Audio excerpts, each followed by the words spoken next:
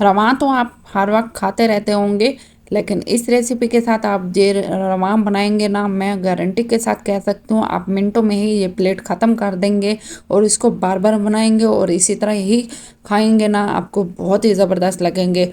बिस्मिल्लाहिर्रहमानिर्रहीम। तो सबसे पहले हम इसको बनाने की तैयारी करते हैं। तो इसके लिए सबसे पहले हम कुकिंग ऑयल लेंगे। कुकिंग ऑयल में हम लहसुन का पेस्ट डाल देंगे और इसमें आपने अदरक का पेस्ट बिल्कुल नहीं डालना और खुशबू आने तक आपने इसको पकाना है। उसके साथ ही हम 6-7 दाने मिर्च के डाल देंगे और खूब अच्छे से इसको भून लेंगे। जितनी अच्छी भुनाई होगी इतना ज़बरदस्त ये सालन तैयार होगा।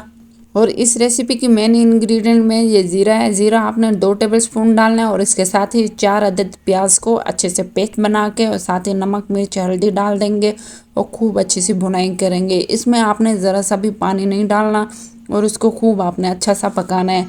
बिल्कुल डार्क ब्राउन होने तक आपने इसको पकाना है। पकाने के बाद इसके बाद हम इसमें दही डाल देंगे। 1 कप दही डालेंगे। दही को भी खूब इतना पकाना है कि इसमें से ऑयल अलग हो जाए।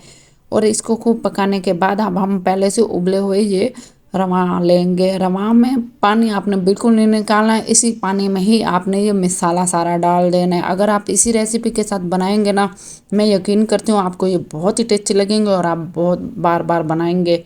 और इन तमाम मसालों को हम अच्छे से मिक्स कर लेंगे और इस दौरान हमें 1 गिलास पानी डालेंगे ताकि मसाले और रवा का कच्चेपन की स्मेल ना आए। और जितना आपको शोरबा चाहिए आप उसी तरह रख सकते हैं, लेकिन मैं बहुत ही हल्का शोरबा बनाना चाहूँगी। और इसके साथ ही हम किनोर क्यूब डाल देंगे और हम साथ ही कौरमा मसाला 1 चम्मच डालेंगे।